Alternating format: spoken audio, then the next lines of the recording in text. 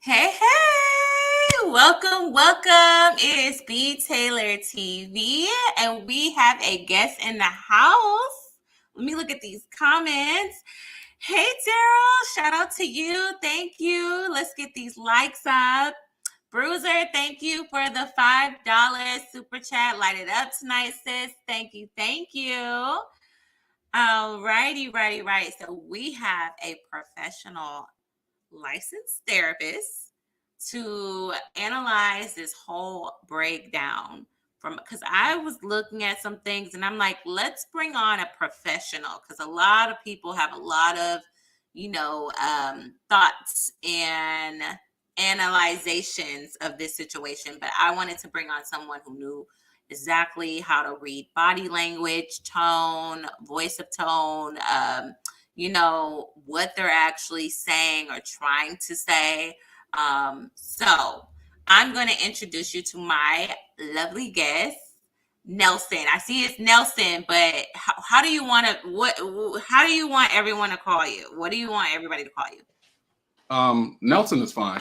Okay. Before my channel used to be Nelson Counseling, but I switched it over to Nelson Media because there's a lot of other things I'm doing on my channel now. So I wanted to kind of make it a little bit more broad. So Nelson's fine though. Perfect. And you know what? I got to drop your channel in the chat so my mods can definitely it's now Nelson Counseling right now though, right? No, now it's Nelson Media. Okay. But you can still get to it with the same counseling link. The link never changed. It's just I named it Nelson Media now. Okay, I'm gonna drop it in the chat, and mods, you do your thing. Please subscribe to his channel. This man is amazing in what he does. I discovered him when he did a breakdown when I was on the LaPeef. network, and I was on with a guest. Well, I was a guest, and I was talking about relationship stuff, and he just did a breakdown about that. And we're gonna talk more about that on another time. This time we are talking about something very serious. And I just needed his expertise and professional. So you guys go ahead and subscribe to his channel. He is a professional in what he does, and I think he's amazing. So that's why I wanted to bring him on. Let me read this super chat before we get into some things. Hey, B. Taylor, I subscribed to the channel a few days ago. I'm excited for your channel and look forward to amazing content. Shout out to you, and you don't stop, yo. Thank you so much for the super chat. I really appreciate it. So hey, we on Log Nation. You know, I gotta say hey to some certain subscribers coming through. All right. So there was the latest information about Shanquella Robinson. This is a woman who passed away in Mexico. Her friends first said that it was alcohol poisoning. That's when they called the doctor.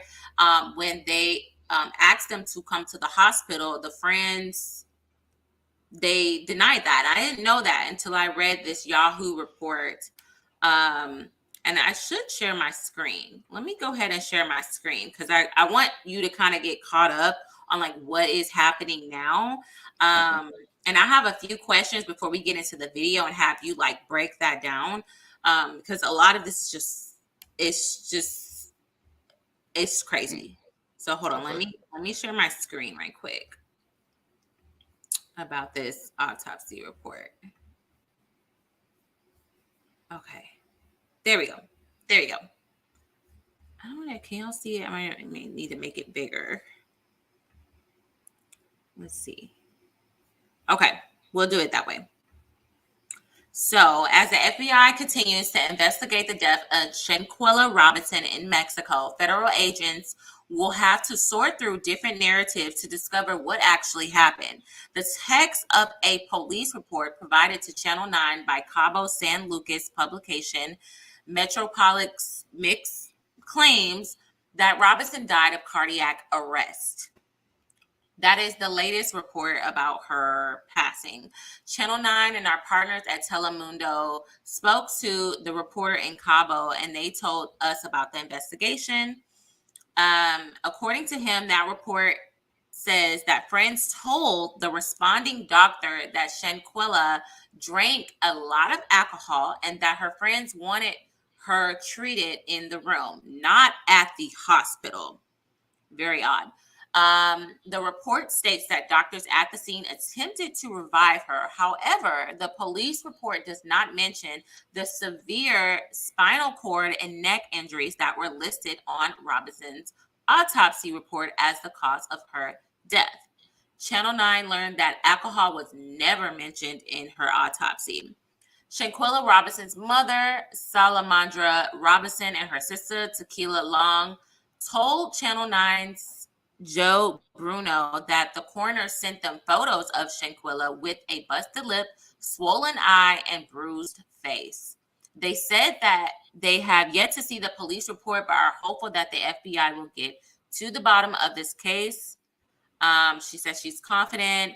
So far, with the FBI being involved right now, from what they said, is that there is no foul play detected as of right now. That's what the U.S. Justice Department said in an article that I read. I think it was like New York Times. I think it was New York Times that did the report on it. Oh yeah. Sorry. Let me. I know somebody called me out. Hold on. I got to give somebody a wrench. I got to give two people a wrench right quick. Because, sometimes when we're doing these, bots like to come in and flood the channel. So you've seen the video, correct? Yep. Of her being beat. I don't really want to play that because it's just been played so many times. So what were your first thoughts when you saw the video? So I didn't even get to see the entire video. I saw different like 3 second spots. One where she was on the floor near the bed and somebody was hovering over her, but I couldn't tell if that was a Okay. guy or a girl on top of her. So Yeah, it, yeah. it A was lot of yeah. people are speculating that that it was a guy or a transgender, but everyone is saying that they think that it is a girl. So since you haven't seen the video, then I will do my due diligence and play it for you so you can kind of get a good idea of like what exactly happened in that room. She was naked. She did not have any clothes on when the beating took place. Sorry, it was the New York Post. I said the New York Times. It was the New York Post. I'm trying to find the video for you. I'll find it in a minute. But let me go into some of these questions. When What are your thoughts about the friends not intervening? That those aren't real friends. That was my immediate thought. Just because even if they are acquaintances, like they've been friends for a very short amount of time, the fact that no one did anything, it gives a lot of credibility to what the father is saying about a setup. So to me, they couldn't have been friends at all. To me, they could have only have been acquaintances or kind of two-faced friends where they actually something might have happened on the trip to where one got turned against the other, and you know how we kind of tend to do in our community sometimes when it's you want to give somebody a fair one, so you let there be a one-on-one and kind of leave it at that. So I was really thinking about those two things, like not being friends in the first place, or if they were just trying to give them a one-on-one fair fight with no one jumping in.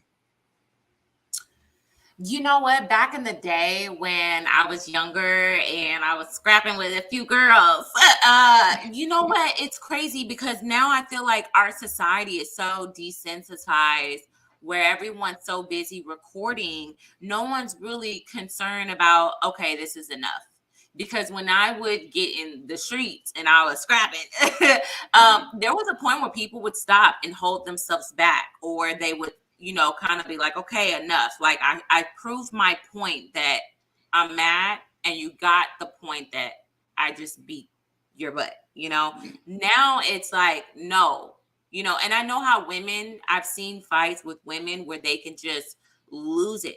Men, I've seen men fight and they hold themselves back because they know if I hit you in the back of your head enough times, it can kill you.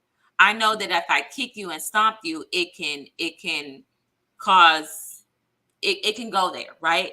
Women, I don't think we have that same concept that if I hit this woman enough times in the back of her head or the back of her neck, this can possibly kill her.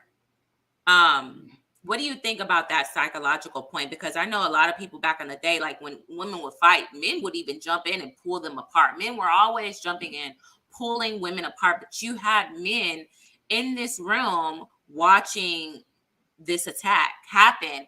And what's crazy is the girl was not fighting back. Yeah, that part is crazy. I didn't know she didn't fight back at all. But in society right now, like there is a growing sense of apathy. We are just becoming indifferent to one another, and kind of the psychologically what was kind of hinted at what was going on there is kind of like the bystander effect, where it's where when you're in the presence of a lot of people or a group of people and somebody needs help, you're a lot less likely to be the person to try to help someone because everybody has it in their mind, well, somebody else is going to do it, or it's just going to resolve itself, or it's not my problem. So everybody ends up becoming these just viewing bystanders and think that they're doing their part by picking up their phone and recording and live streaming. So yeah, that's kind of what I was thinking about that. I'm not so sure if that really applies in this scenario, because there was supposed to have been a relationship there. They were supposed to have been friends. So you wouldn't think that like everybody would just sit there and look around like, what do we do? So there's just so many holes inside of this story right now. Like, I think the main thing that we need to be, at least the investigation needs to be on, is what's the real nature of the relationship between those people, because it just doesn't add up. Especially I did not know she wasn't fighting back. That brings it to a different level for me. Yeah, I have the video and it's blurred. This is what's on YouTube. This is what the news have shown. Someone said YouTube flagged me for showing the video. It is blurred. I'm not gonna play sound. I'm just gonna show like a little snippet of it, just so you can get a idea of this video. So I'm just gonna play a little snippet of it. I'm not gonna play the full thing. But that's the blurred part is Shanquella and this other woman. And someone in the video, you can see her twisting her down and just going at it, kicking her in the head. And someone said, "You're not going to fight back?" And she goes, "No.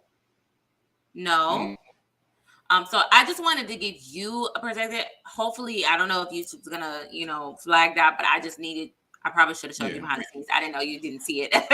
But that's the video. It was pretty brutal.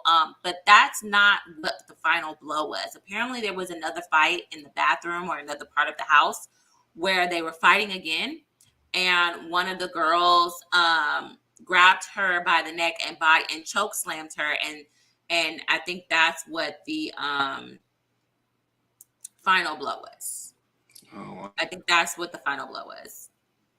And then you can also hear say, okay, go. Like they were going to go at it. Mind you, this girl did not have any clothes on. And people stood in the room and watched this girl not fight back. Why do you think they were filming this? Because sometimes friends fight. I don't know about fighting like this, but why do you think that people want to film something like that? Like, what is it that compels us to want to take out our phones and film something so violent? What is it that gives us this adrenaline rush? There's various causes of it, but one is definitely that rush. And you got to think, we process a million things on this fly. So one is definitely, we start videotaping for proof that something happened, to show other people, to make ourselves feel unique by being the person that has all of this, has all this on film and has it on record. I believe somebody was did one of them go live with it also? Like, it's this real bad need for attention, to be seen, and that's really growing in our society now. Even when that's the main thing I see running a counseling program. So I run a counseling program for high school students, and whenever there is a fight, whether it's students, whether we go to a graduation and it's the family fighting, there is always someone videotaping it, and they are videotaping it and they're sharing with one another. It's just like their new way. It's our new way of bonding with one another. Yeah. It's really sick. You know what this reminds me of? All of this, the title, it's the bystander effect. I thought about Takeoff. I thought about PB and Rock. I thought about XXXTentacion. I thought about Nipsey Hussle. I even had to catch myself, right? When it started with XXXTentacion, that was the first rapper for me that I saw. He looked like he passed away, right? It was posted on Twitter.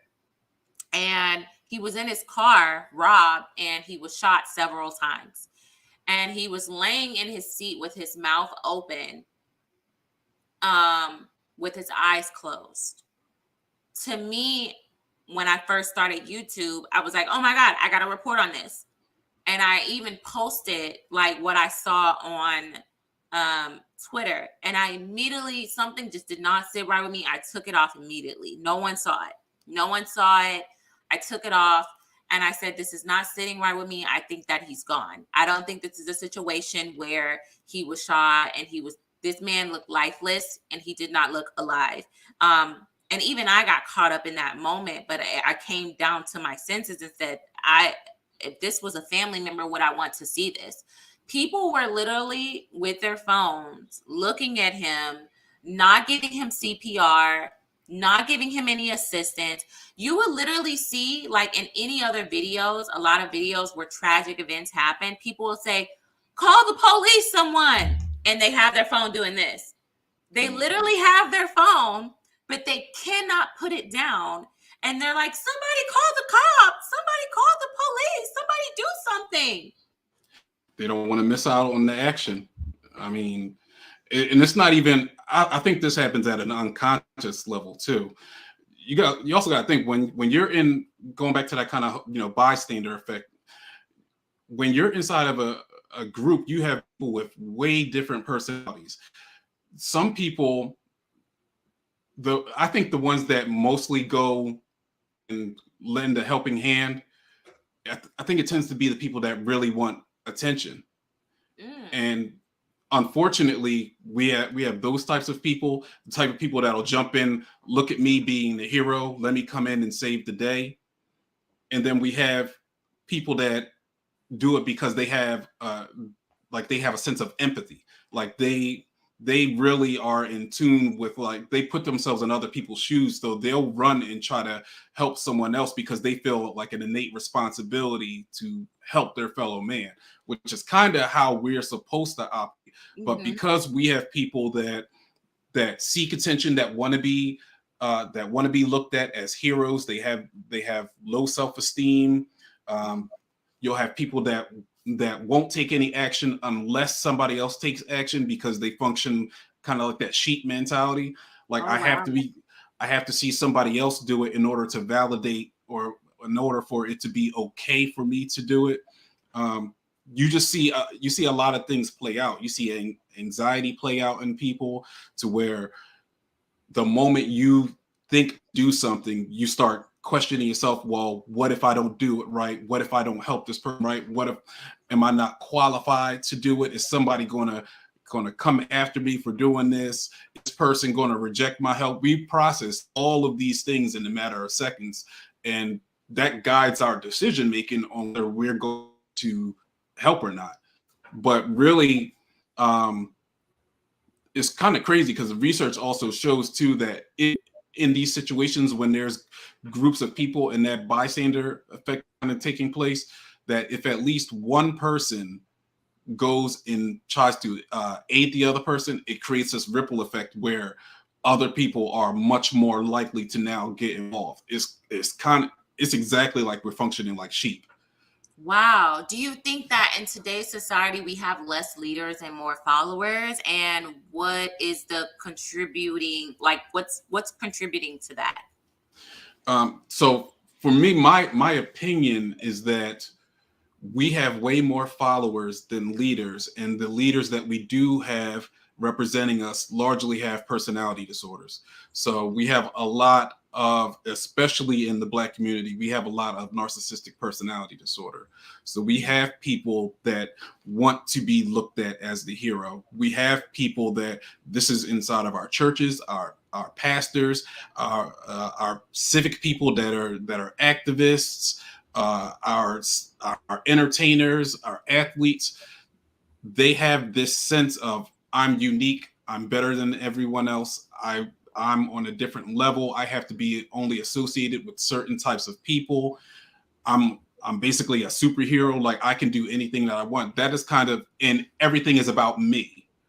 Like that is kind of like the prevailing like theme that's kind of going on inside our community. It's everybody has to be out for themselves. I have to be set apart from everyone else. I'm different. And this is what's given rise to a lot of narcissists. And if you look across, look across everything I just said, even look across on the internet, when you start looking at people, you start looking at the dating gurus, you start looking at the people that are giving you direct advice where it's do this, don't do that, they tend to be narcissists. Wow. So Queen Sheba had a good one. Explain the reasoning behind those disorders go undiagnosed. Yeah. So it's not that it's difficult to diagnose, it's that a person would need to come in and see themselves as having a problem in order to get diagnosed. You're not going to have a narcissist or somebody with avoidant personality disorder or histrionic personality disorder. They're not going to walk into your office and say, I think I love myself too much. You tell me what's wrong with me. They usually bring somebody else to counseling with them. So if they're married, they bring their partner in saying something's wrong with them, fix them. They don't have it. It's not part of their conscience to self-reflect. So Right. it really goes undiagnosed a lot. Wow, my God. See, this is why I'm so happy to have you on here. You already answered some of the stuff that I was going to ask. And thinking like the why, because what I was going to ask is why do people want to be first? And that goes into the whole narcissist. Am I saying that word right? I never get that word. Narcissist. Narcissist. Yeah. That's how you say it. Okay. Because my people will be like, you're not saying it correctly. I'm like, I don't know how to say this word correctly. Okay. So with those deaths, because I thought about Takeoff, right? And I thought about how everyone stood around with their cell phones, but no one came to assist except a nurse. The nurse claimed that she came to help him, but per video, I just saw him laying lifeless on the ground, and his brother his uncle screaming over his body. Why are people? Why are people? Is it because they're It's not even because they're celebrities, because you see it with just normal people, and people post these things and say, "Oh my God, look what happened." Why do we want to share traumatic events with other people? And like, what do you think that does to our psyche? Like, because like when you hear about certain things, right? Like, oh my God, somebody got shot in front of me. You're going to be like, oh my God, are you okay? Like, that's so traumatic, right? When we would hear that, like, I grew up and I saw this. Now it's being recorded. Now it's like, not only am I going to be traumatized, I'm going to traumatize everyone who follows me. What is the psyche of that? Like, what is going on? Why do people want to share traumatic events and spread the trauma? So this is just my opinion, but I do think it's just really related to the shock value of it, and that it builds a false sense of community. Think about it. When something like death happens, you go to a funeral. There's this high level of emotion, and you feel so incredibly, for a lot of people, you feel incredibly to the people around you and your family, and it's just like an out of body experience. And it's supposed to draw you closer together. The same thing kind of happens whenever we see something traumatic happen on the outside. Our first impulse is to share it with everyone around us and start receiving feedback, because it gives us that oxytocin boost. It gives us that adrenaline, feeling like we're doing something important. We've really created the sense. We've really started tying our sense of self-worth and the sense of what's right and wrong, and have really tied it to likes, and have tied it to views, and tied it to feedback that we're getting. So the more we get, the more attention that we get put on us, the more it makes us feel like we're doing something with ourselves, like we're doing something right in life. And a lot of that, it always goes back to that growing sense, like we're being conditioned with that sense of apathy, with the loss of empathy. Like we are literally being conditioned like that. Think about it. Even we all became bystanders not too long ago. We were told, when you think about it, just, you know, outside of the narratives that are going on, we were literally told that you have no choice. You need to inject something into yourself that has not been tested, and just do it because it's for your own good. And no one stood up until somebody prominent said, "No, I'm not going to do that." And then you started seeing people trickle along, and start to gain momentum and saying something is wrong here. It's the same type of thing happening. Wow, you know what? Because that conversation, woo, like we Yes. can go there, you know. I remember when the talks were in place, people were saying, I'm not about to get that. I'm not gonna get that. A lot of uh people in the Black community were saying we don't trust that because of the history behind it, right?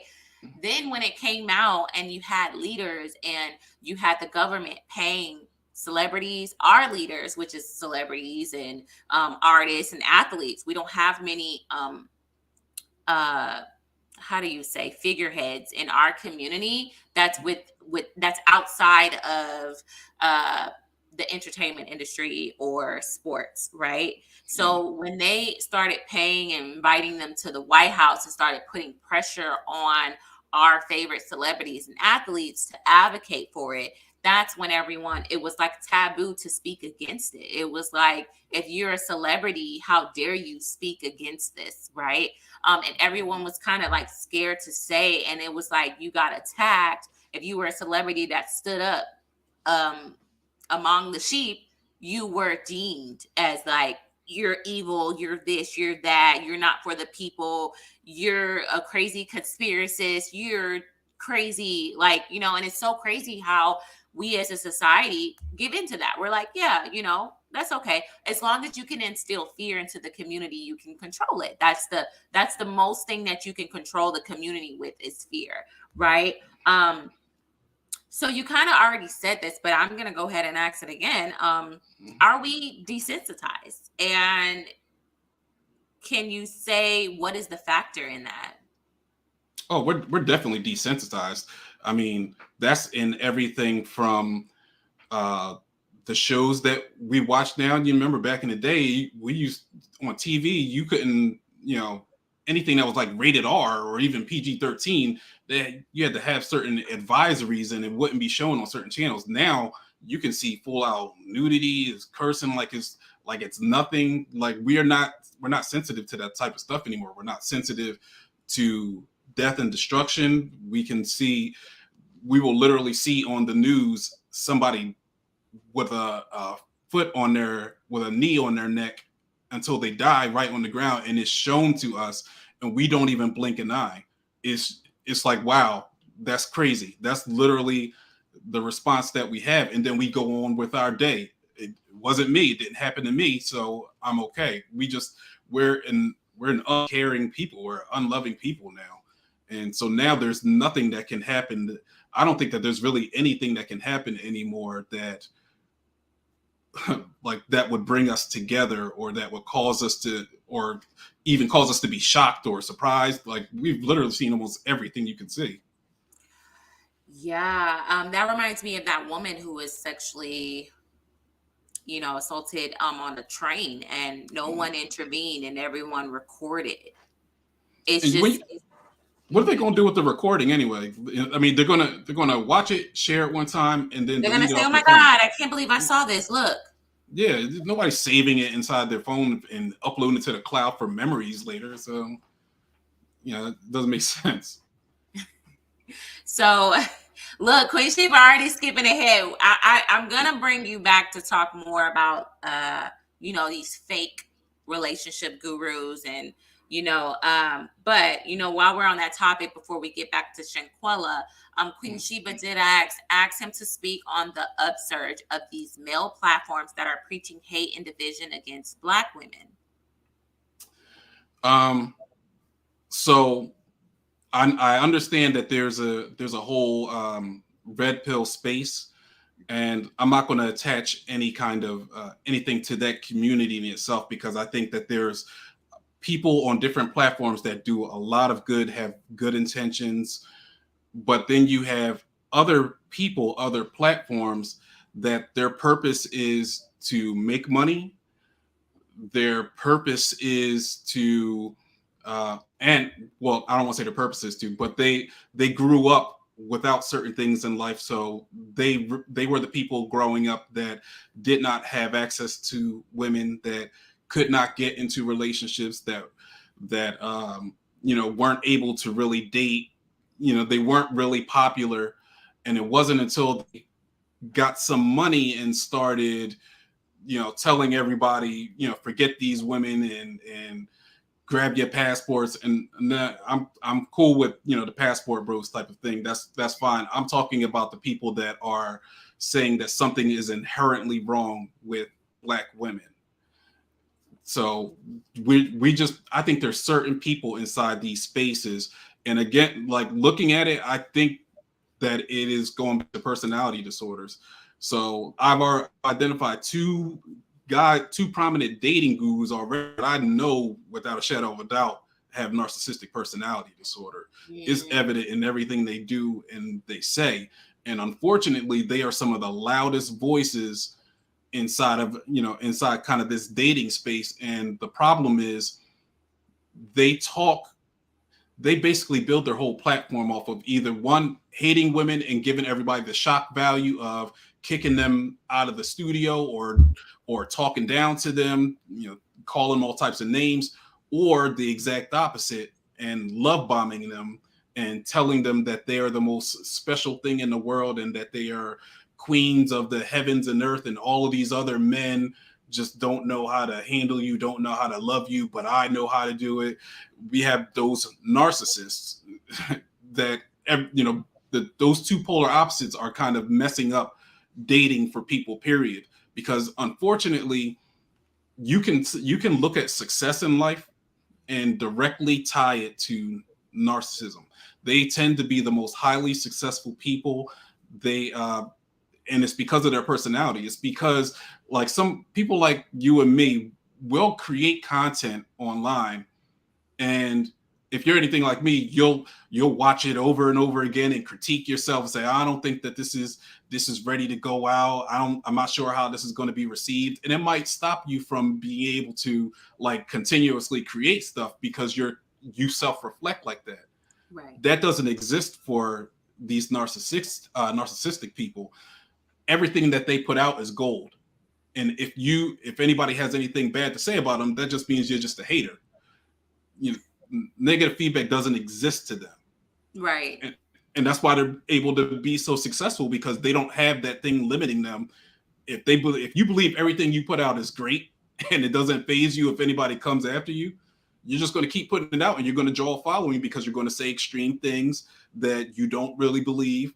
And the shock values would draw people in. Wow. Chief Raka said Black women empowerment, like, are those about the same as what you said? Can that also fall in line with what you just said about the red pill content? Some of the narcissists, am I saying that? Narcissists? Yeah. So I think real female empowerment is not going to come at the expense of men. One. So somebody like a Derek Jackson, that's not female empowerment. That's right. Female pandering, and that's really essentially love bombing. But I think true female empowerment, something that doesn't take away from the men, doesn't put down another side, but literally just helps you to find the things about yourself that are good, helps you to raise your self-esteem, helps you to have realistic ideals about yourself and dating, things like that, things that make you comfortable with yourself. And I'm not including like body positivity or anything like that, because there's something good and right about wanting to be in shape, and there's something inherently bad about saying be as out of shape as you want, and somebody should love you just the same. So we keep going in these like weird polar opposite ways, and it's just creating a lot of division between men and women, definitely. Wow. Thank you so much. And y'all, he's giving y'all a snippet of what we're going to be talking about in the future, because we're going to do a deeper dive into that and the psychology of these. I got a video compilation coming for you where men are like yelling and screaming, y'all are children. Like, I have a video compilation coming for you. But we're going to go back to Shanquella, because I just, this is kind of reminding me of George Floyd situation, like the sacrificial, like, situation where it's blowing up so big. You got so many YouTube videos. You have so many I call them social media detectives. I've seen it before with certain cold cases where surrounding a death of a young woman or a young man, and it's just like, it doesn't make sense. It doesn't add up. There's no way this could have happened. These people set her up. Like, they're really deep in it and diving in and like looking into every little tidbit. Why do you think these social media detectives are so invested into this particular story? What is it about this story that stands out so much? I don't think it's this story. I think it's because it's a trending topic and they want the clicks and the views. Wow. But I also do think there's what's tied to it is along the lines of what you were saying about the how we're becoming desensitized to stuff. When you really think about it, like if we were really showing empathy, I'm not sure any of us would be doing any kind of detective work, because just think about it. A young lady, extremely young, went on a vacation just to have fun and lost her life. Like, parents literally spent, I don't know how old she was, but parents raised her for 20 and 20 odd years. Like, can you think, if you have a child, to raise them all the way into adulthood, and you have done your job to get them ready to go into the world, and right when you are ready to just sit back and watch them, reach their peak, they die? Yeah, Like, she's 25. She was can you 25. imagine? Oh, 25. Okay. Yeah. But can you imagine what that would do to a parent? Like, putting yourself in their shoes, like, what should they be feeling right now? They're probably not able to sleep. They are probably enraged. They're probably depressed. It's probably not real to them. All of these things going on for that family. And then they have to also suffer, because then they go online, and even if they just want to watch something on YouTube or something, you'll have somebody coming up with a video saying definitive proof so and so got set up. This is a word of caution to every parent out there. You got to raise your kids better. Like, everything, Mm. everybody's coming up with these titles just to get the views, but no one is taking into consideration the amount of pain that they're probably in. Wow. Wow. And that's why I wanted to bring you on, because I didn't, I'm an actual like journalist. So we actually did the story for my news station. And it just caught so much attention where I'm like, you know what? I want to I can report on updates and all this other stuff, or I can give like a psychological perspective of this, because like, why is this so big? And why, like, I can't even imagine if I was the parent or friends and family of this woman. But I am interested of the, psychology behind all of this. And, you know, girls do take a lot of girls trip, you know. That is a thing nowadays. Obviously, I haven't been able to do those. I've been invited to girls trips.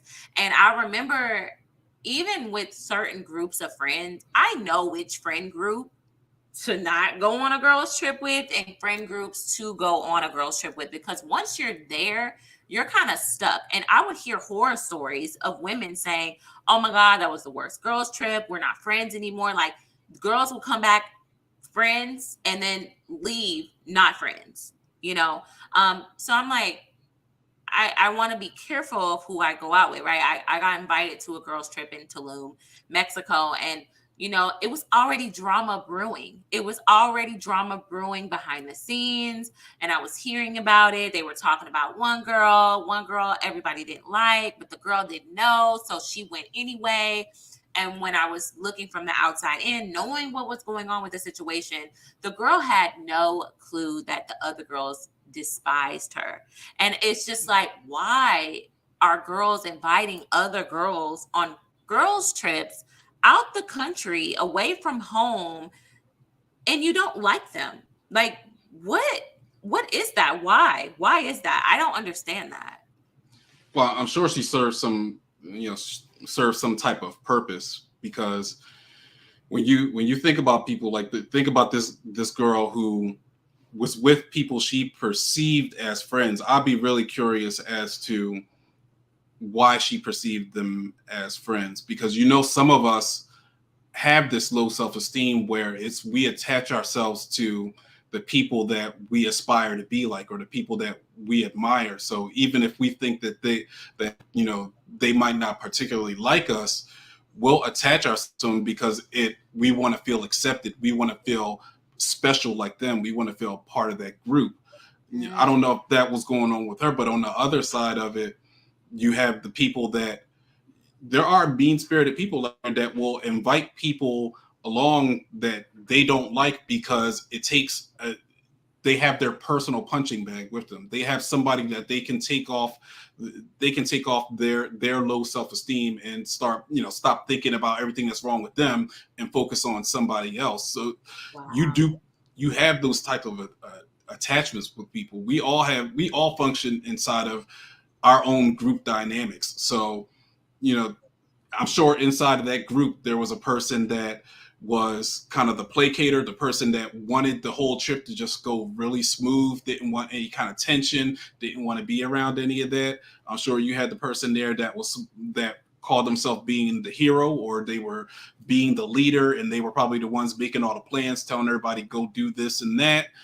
You had somebody that was like the black sheep that felt like they weren't really a part of the group but really wanted to be accepted, so they were doing everything that people told them even if they didn't want to do it, just because they wanted to gain that acceptance. You got all of these different group dynamics that are taking place inside this one little this one little group. So we don't know what everybody's individual motivation was, but Right. most of there's such a high percentage of us that deal with mental health issues, with Mm. personality issues, with self-esteem issues, that it's likely that some of that was, you know, influencing who went on that trip. So in the friendship dynamic, right, is there like some type of hierarchy? Because when I notice when there's a huge group of friends, there's always some group of girls who don't like this other group of girls. Like there's like animosity or like some tension in that girls group, but everyone blows it off. There's like a hierarchy where that one friend, nobody steps on their toes, and you got the other friend that's the, like you said, the punching bag. Then you got the other friend that has the money, that has the resources to travel and have fun with. Because you have women, we kind of like depart, like we compartmentalize our friends, right? Like we'll put like, this is the fun friend that I go out with and have drinks with. This is the friend that I actually invite to my home and sit and have real talks with.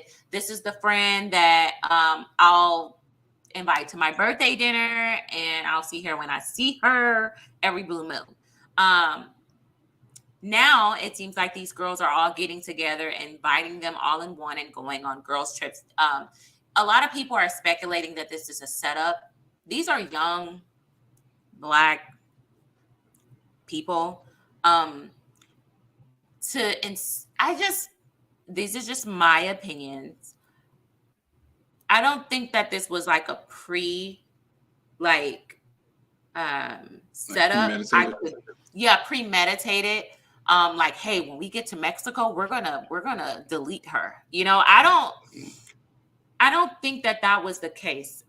The way I saw a video, which I'm not gonna play because I don't know how true it is, but there was a live of her other friends talking about the situation, and was like, Shanquella did something when we were drunk the night before, that to the other girl, and we just let her handle it, as in they just fight it out. They they had a problem, and sometimes she needed to fight, and sometimes friends fight. But sometimes, me personally, I'm like, me and my friends fight and get into it, but we don't physically fight. Once you physically touch me. So I'm a little concerned about the younger girls and their friendships, right?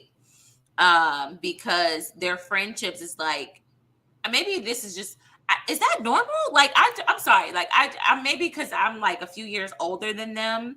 That's not normal for us to fist fight with our friends and be like, okay, cool, like we're friends again. Maybe in high school, I don't know, but Oh, like I'm as about to say now it's normal now. I see that every day inside of in the high school. So that's both the girls and the boys, they will go after each other, and they feel that is their way of coping. They just need one moment where they can just fight. They can get it all out their system.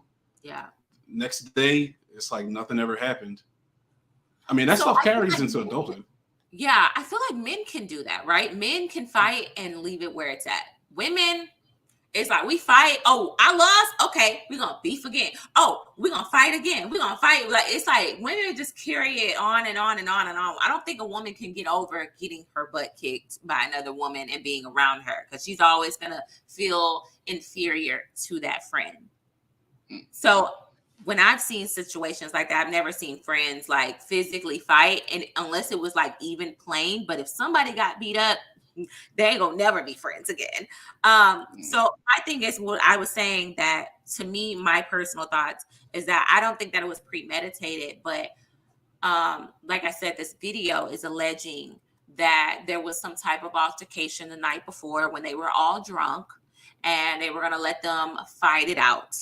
Obviously, we just saw the video that Shanquella didn't fight back. What would make someone not fight back and defend themselves? Because you would think that your like instincts would kick in to protect yourself. And some people are alleging that drugs were involved, like these people were on drugs, maybe, and that's why it was so brutal. Where everyone was just kind of standing around like a zombie, like yeah, fight it out, and not looking at how intense. What is your perspective of that? Like, could there be a possibility of drugs being involved? Why did her like fight or flight instincts kick in? Why did she stick around to stay after that fight? Because baby, I would have been on a flight. I would have been on a flight. I would have Mm. left. As soon as somebody put their hands on me, I'm booking my ticket. I'm leaving. I'm packing up my stuff. I'm out of there. But apparently after that fight, I don't really know what all happened, but it's like she was still there.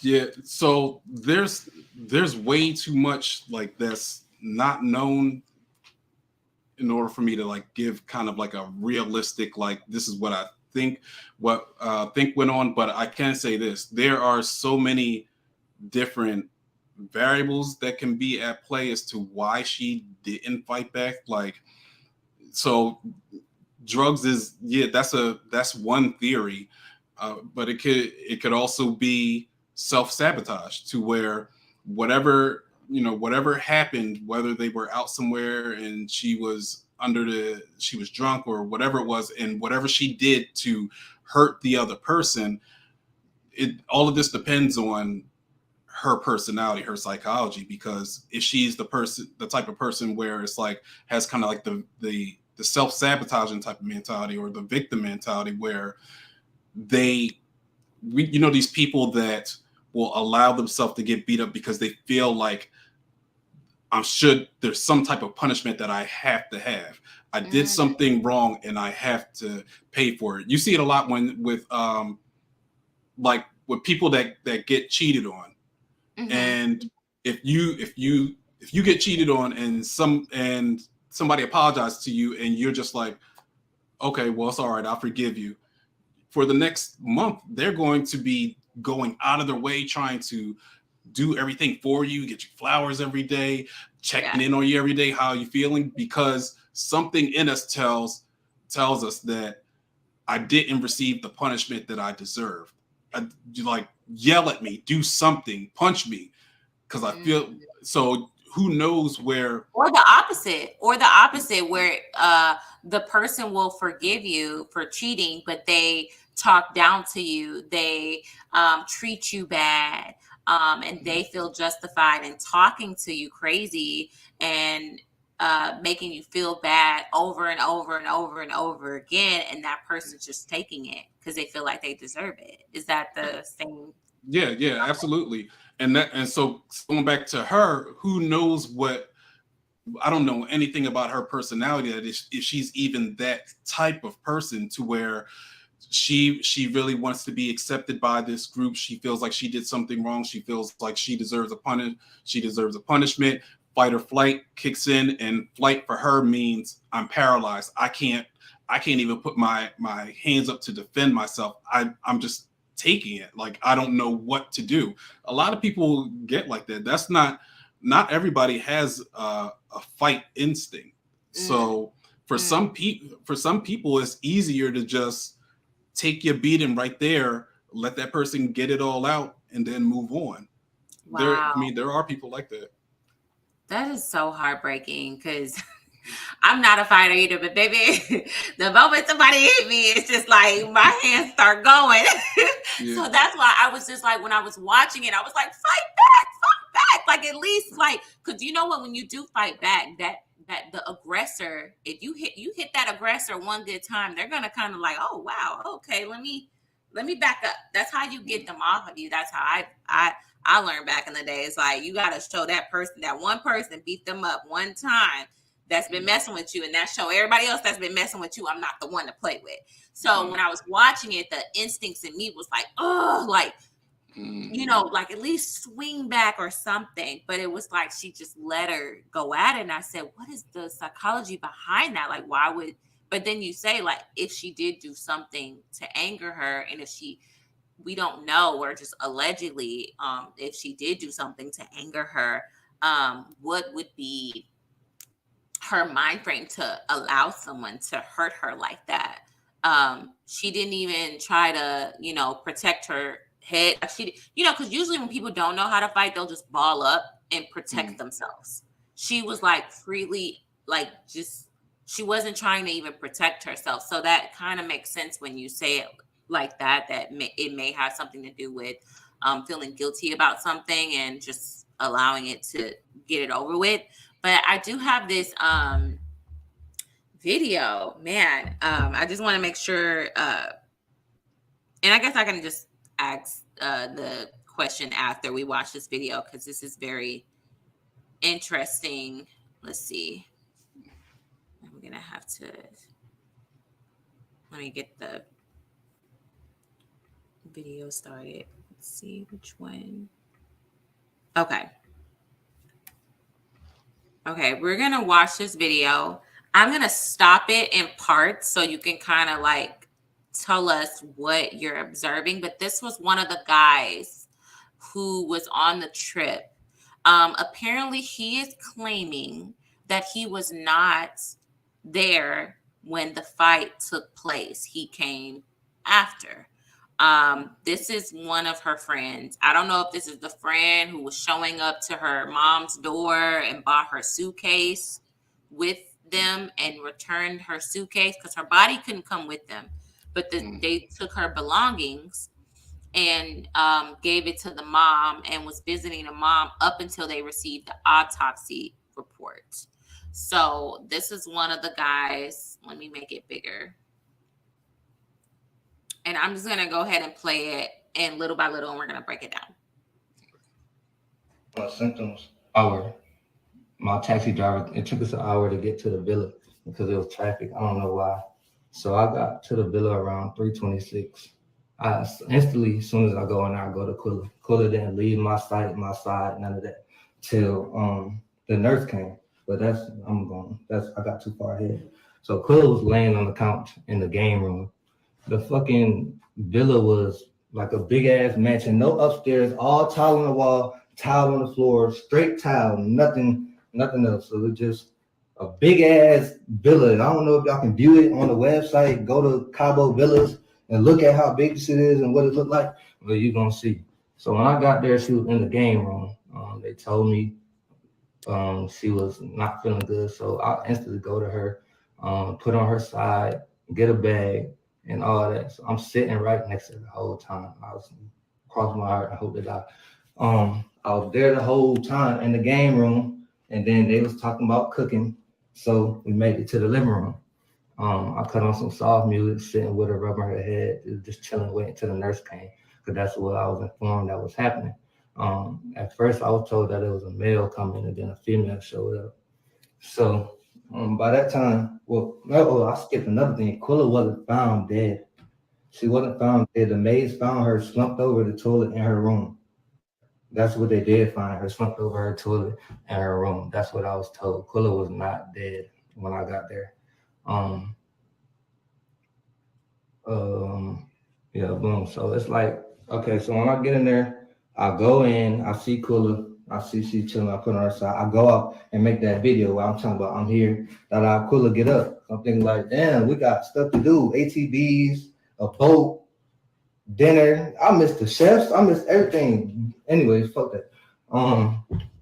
So I'm like, damn, I'm thinking, Kula, let's get up. I say that in the video. Everybody can hear it, everybody knows.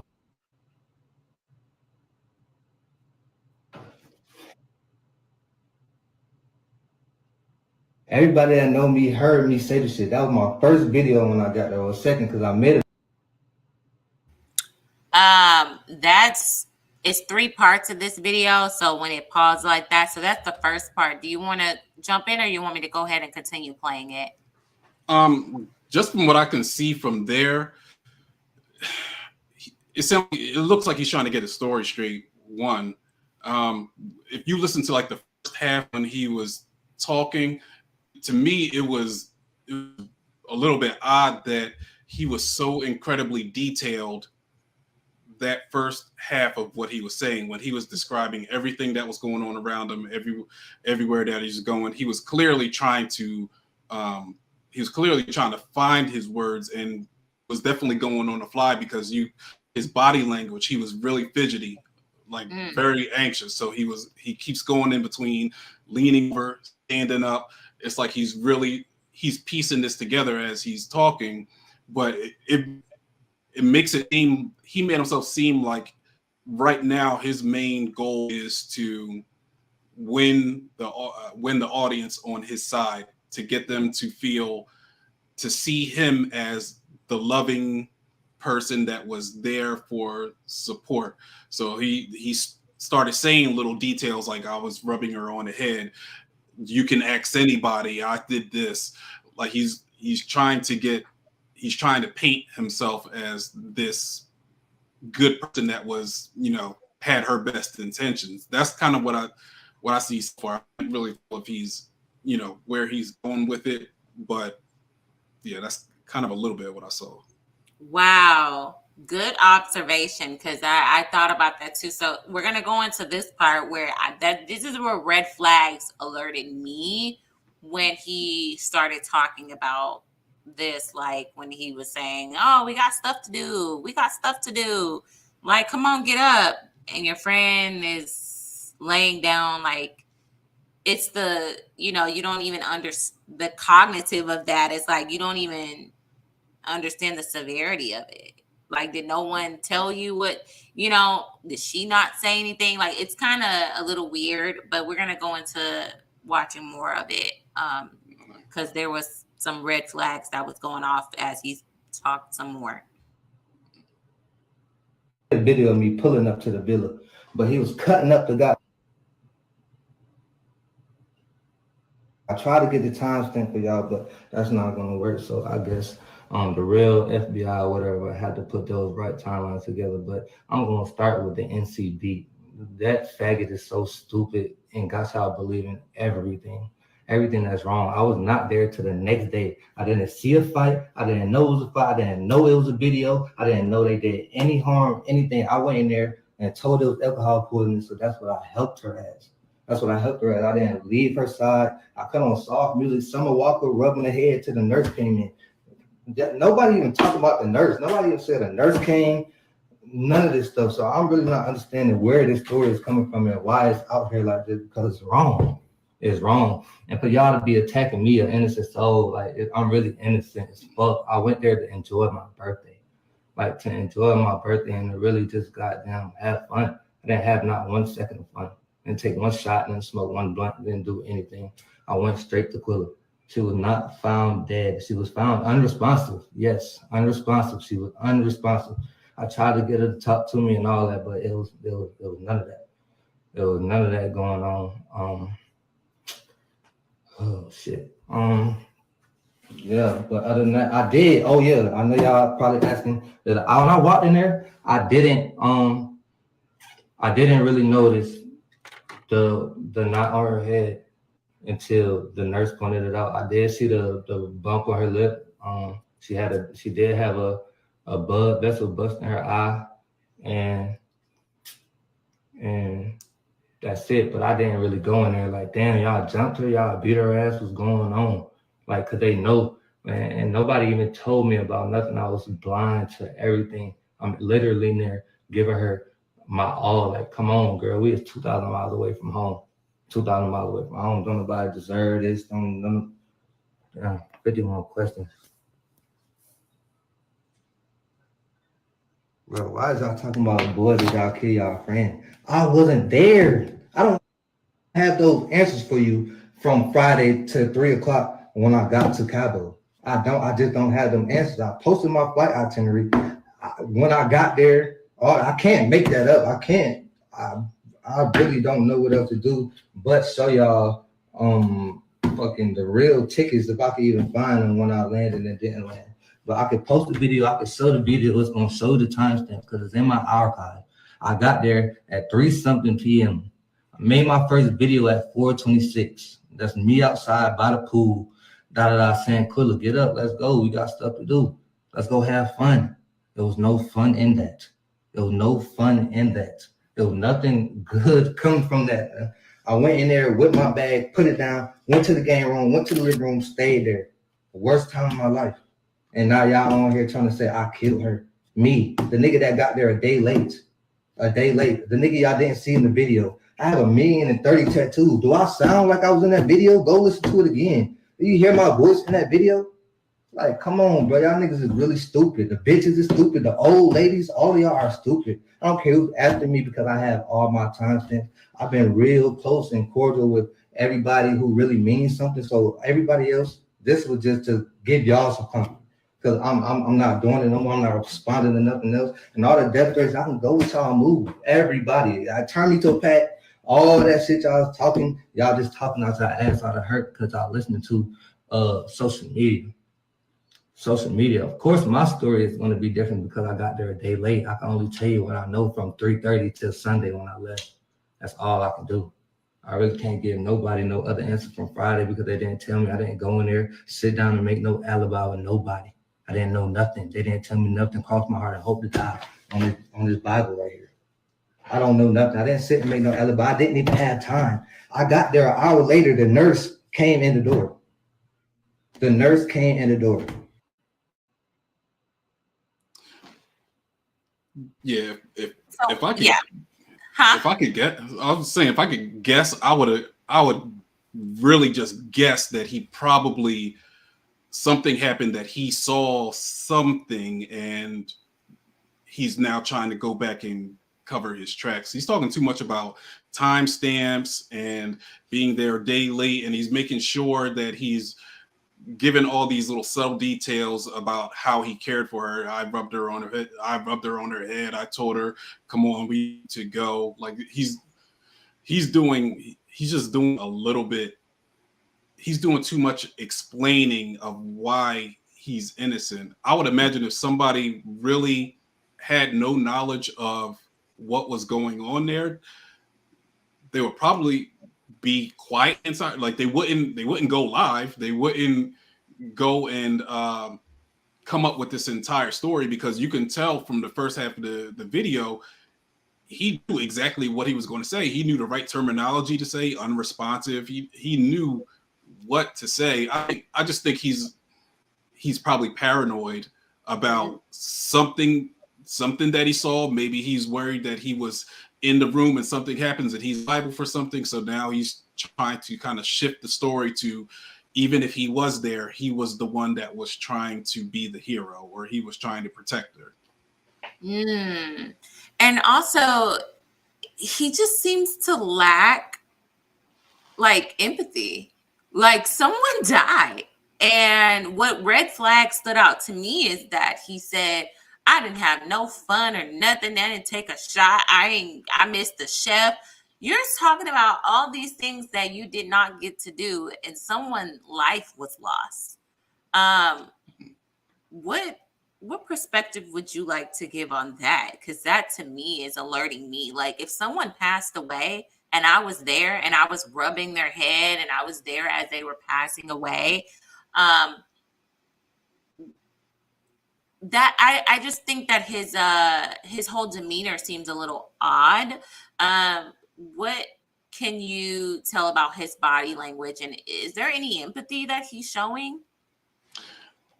So I don't even know if he could even get to the point where he could show empathy right now, because he's got to be functioning off of so much fear of what's about to happen to him, like any potential trouble that he's going to get into. Like you really listen to kind of like his complete story. He sounds like he's trying to be the victim along with her. That look at all these things that happened. I tried my best to be there for her. I all of this came at a big sacrifice to me. I didn't have any fun. I didn't get to take any kind of shots or anything like that. Like I'm also a victim inside this. Like that's kind of like how he's painting it. That he was the hero. He's a victim in all of this too. Everybody else is bad.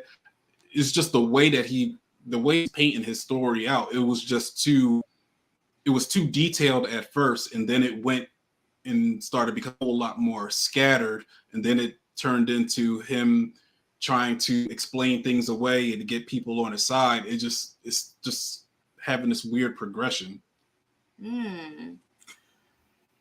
That is wow.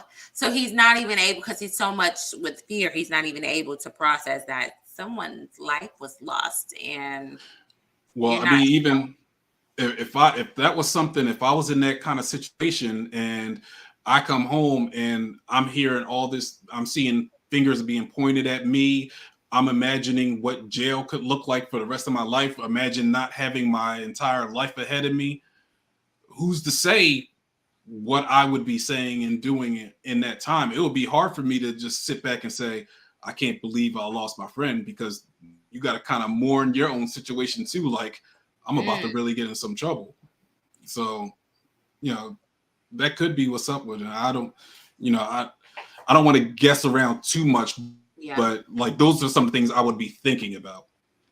Wow, I didn't even think of it from that perspective, because I mean, he did say he was receiving death threats.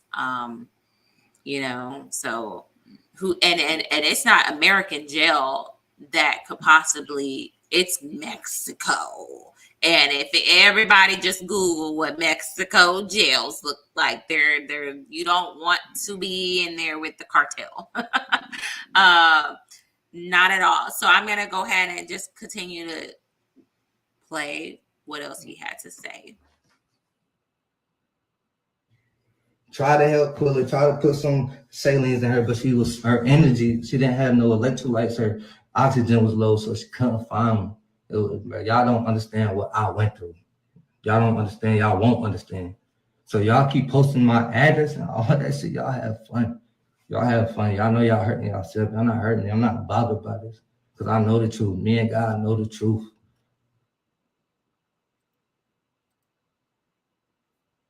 I've been to the house. I talked to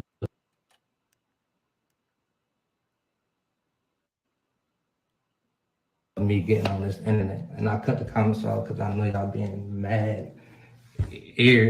What's the word? Insensitive.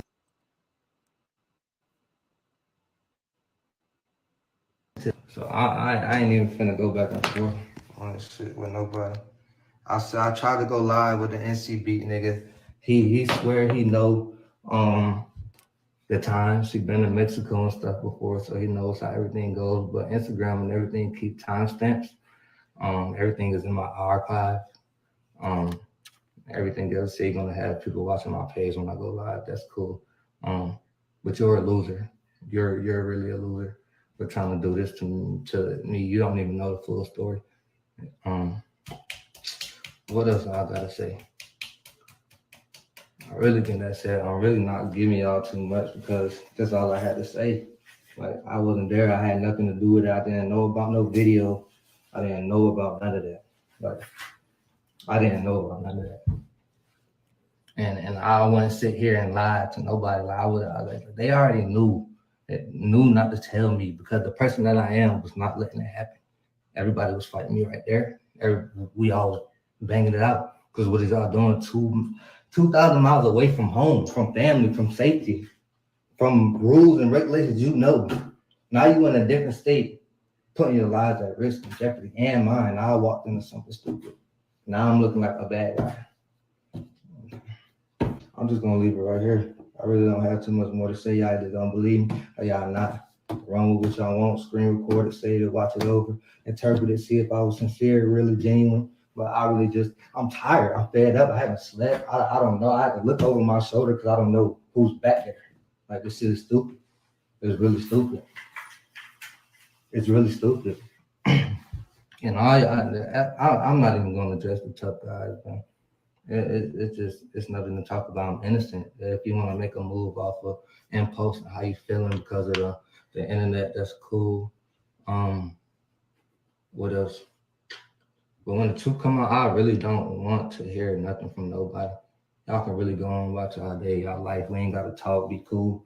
You feel how you feel because that's the information you was given. I respect it, but I can't respect you. That's because if you knew me, you know that's not me. That's not my art. My art's so pure. I'm not computational. I would try to end everything before it gets to something like that. Come on, bro. You don't do that 2,000 miles away from your house, bro. You don't do that. You don't do that. I have the most respect for Miss Robinson, Quilla, everybody. Like, y'all welcome me with open arms. Listen, heard me out. All of that. I didn't feel like anything was a problem. I respect that, and I want you to get justice for your daughter. I want everybody to get justice. I want everybody to stop hurting. Don't nobody deserve that, especially not to die 2,000 miles away from your family. It's not fair. It's not fair, and I say it every day. I say it every day. I think about it every day. It's not well. I can never forget it. Y'all won't let me forget it because y'all think I'm responsible for it. But I just don't understand why. And y'all don't have everything. Y'all don't have timestamps. I didn't sign that guest list. First of all, oh yeah, that the guest list that my name is on. Go try to find my signature. Hold on, where's my IG? Oh, fact.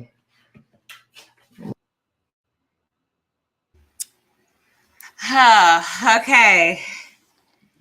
Wow. What else? What? Give me the rundown.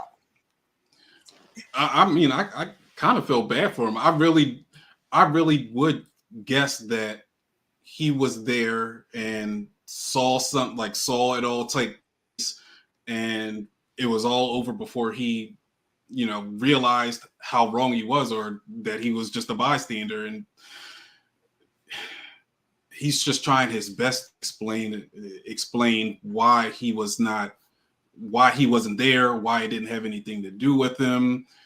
But then you also got to take into account the fact that this goes back to the lack of empathy on everybody else's part, because if he's getting death threats, if people are posting his address, the people go online because I remember I said earlier about the getting the feedback and wanting the attention, wanting the reassurance. I'm sure he's online trying to see people saying it's going to be all right, keep your head up.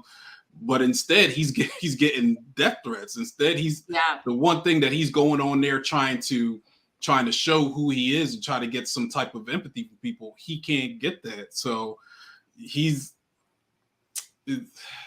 really, I don't want to say that he seems guilty, but he just seems like he needs to come clean with his exact role, whether he was just in there and watch the whole thing and encourage them to fight it out and be done with it.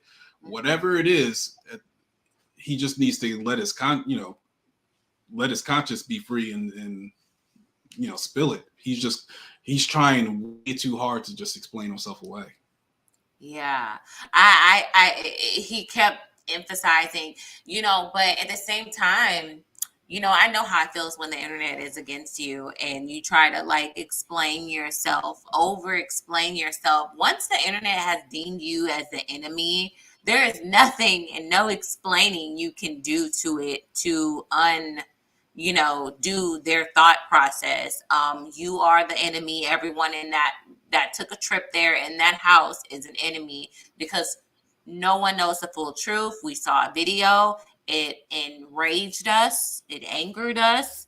This woman is no longer here. This mother is, lost her child. This father lost his only child. And we see ourselves in Shanquella. We see ourselves as mothers. We see our children as Shanquella. And so that's why I think that it's hitting so hard for a lot of people. And we also been burned by some bad friends. So I think this is also triggering for a lot of people who had snake friends. So I think a lot of people are kind of like, everybody's at fault. It is some red flags for me personally that I'm seeing go off. But I've never been in this type of situation to know how it react. He's saying timestamps, and like you said, he's trying to prove that his innocence. He's trying to prove to the world that that he is innocent. But no one else is saying anything. The other friends have not really came out. Like I said, there was a video, but I don't know how true this video is. But it seems like more people are kind of like annoyed. The people that were involved are annoyed in this situation because of the backlash that they're getting. But what stood out to me is someone said in the comments is that when he said he was rubbing her head, right? At one point he said he thought it was alcohol poisoning. Then he said he saw the bump on her lip, but the autopsy report said that she had a busted lip. He also said that she had a broken vein in her eye, and she had knots on her head. What goes across your mind when you hear him say it, like, oh, I was rubbing her head? If you were rubbing her head, what, did that not alert you that her face was beaten up at all? Like, what would you say to that? That actually didn't stand out all that much. I think at that point in time, where my mind was that saying that it seemed like he was trying to prove that at that time when he was doing that, he was trying to prove that she was alive at that moment. Because he's saying that's when he's talking about, I'm rubbing her head, I'm doing whatever. And then he specifically said she was just unresponsive, that not that she was going, because think about it, she's already gone at that time and he's doing all that. That's, he seems guilty. He seems like you were at the wrong place, wrong time, and whatever your role was in it, it happened to the very end. So I think just the fact that he's trying to paint the picture that, and he's so big on these timestamps, she was unresponsive at this in time. It wasn't until I'm away from the situation that she passes. That was what I got from that. But yeah, even with the bruises on face and everything like that, I can't speak to. I'm not, what it like during that time, if everything was like fully showing, because like post-mortem, when like all of the injuries that you have, they start to really stand out. I believe, quote me on that, but I'm just saying I don't know what looked like that period in time. Yeah, her father said that when he saw her, he was like, someone did something to her. Like he saw like the obvious bruises and knots and busted lip on her. Also, he said no one told him anything. He walked in there and no one said anything to him. They didn't tell him that there was a fight that took place. He was saying that he walked in and she was already like on the ground? Yeah, like, and he said no one said anything to him. But in the report, it says that he is the person. I think he is allegedly he's the person who made the phone call for a doctor to come. He called the doctor a nurse. Or the nurse found her slumped over in a toilet. Like the story's kind of like, And he's the one that said alcohol poisoning. yeah, he's the one who said it was alcohol poisoning. I'm just kind of curious as how he can diagnose her without, if you weren't there all day, how do you know that she had alcohol poisoning? And that's what That makes like, me think he was there, or he's there for more than he was kind of leading on to. mhm. Or he knew more than what he's saying. Yeah. Because why would you insinuate that if I walked in, right, and I went on vacation with my friends, and one of my friends is not feeling well, I'm not gonna automatically assume alcohol poisoning. This could be, you could be sick with food poisoning. Like, why is it that they straight went to alcohol poisoning? And that he called for medical help for alcohol poisoning.